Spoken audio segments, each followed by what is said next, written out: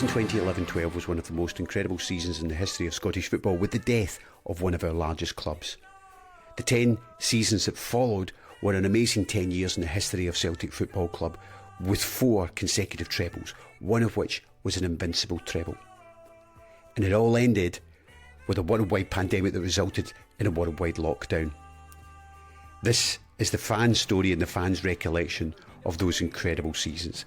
You can listen to it every week if you're a paid subscriber to theceltiCunderground.substack.com. We hope you enjoy. Music in my head, crazy music playing in the morning light. Oh, ho, ho, it's magic, you know.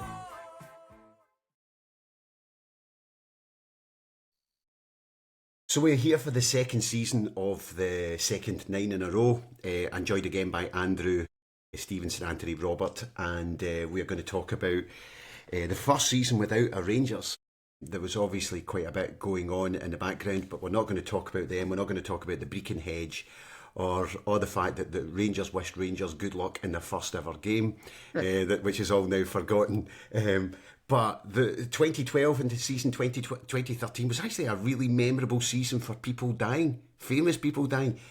I mean, I'm not going to go through them all. Eric Sykes died, Sid Waddell, the darts commentator, Neil Armstrong, first man on the moon, Andy Williams, Clive Dunn, Richard Bryars, Larry Hagman, and there was a woman called Margaret Thatcher. Don't know if anyone's ever heard of her. She also died in April of this season.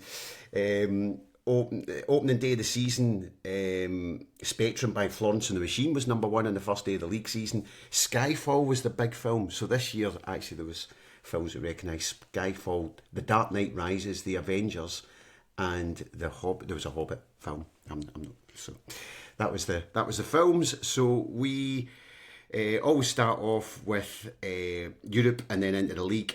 So we'll do a wee bit of Europe first, because we had the European qualifiers for Champions League football. So who was to kick us off? We had Helsinki home and away, and then Helsingborg home and away.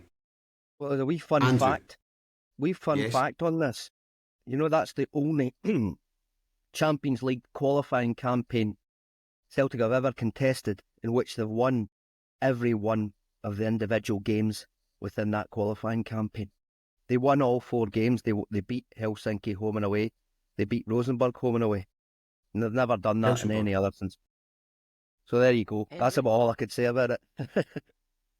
But it was like, you know, we're so used to just scraping through and just getting by. They won all 4 games. Home and away, home and away. And it doesn't matter if it's Helsinki, Rosenborg. We've seen them screwing up games like that. Yeah, before. I mean, we weren't thumping them by 5 or 6, but they were all comfortable. Helsinki was the only one because they scored first at Celtic Park in the first game. Yeah, and I think in the away game in Helsinki, it was still 2-1 on aggregate with about 25 minutes to go. So that was a bit nervous until Joe Ledley scored. Yeah, I mean, it was the Swedes, we took care of them. And I think it was a great performance. Lennon had started to put that team together the year before, and they looked pretty comfortable. And I think it's always a bit tricky, the games in August, because, you know, we're not really into our domestic season. We're playing Scandinavian teams who are in season. So these are the sorts of games that before and since we've lost to these sort of teams. And obviously, something we wouldn't do these days is we would leave it right to the very last day before signing anyone in a transfer window. The one game that sticks in my mind, Harry, is the Helsingborg away game, which was the first leg. Now, I think Common scored fairly early on, and I have to say, my recollection is we get pounded for the rest of the game. And I remember being really nervous that they were going to equalise or even go in front.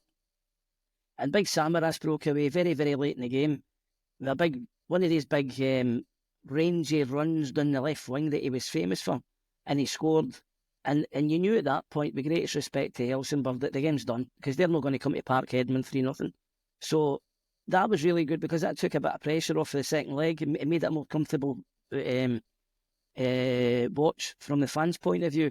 But the other thing, just I think we would all agree on is with Rangers out the league, and the league, with all due respect, being fairly academic to win it, I think Lennon was able to focus in Europe, and that helped because we got through the group stage. We got through the qualifying stages, as Andrew said there. We won our 4 games, and then we moved into the group stages, and for the first time, we made an impression.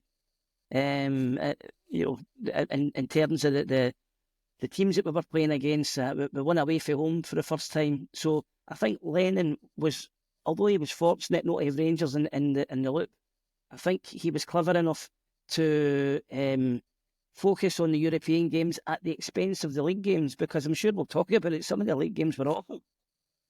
Yeah, well, we'll go, because we qualified for the group stages of the Champions League with those, as Andrew pointed out, winning all the games miraculously, and then we get into the league where actually we lost 7 games this season in the league, and the start of the season's not that great, so I'm going to do a bit of the start until the Champions League group stages roughly kicks off, or at least the most memorable part of it,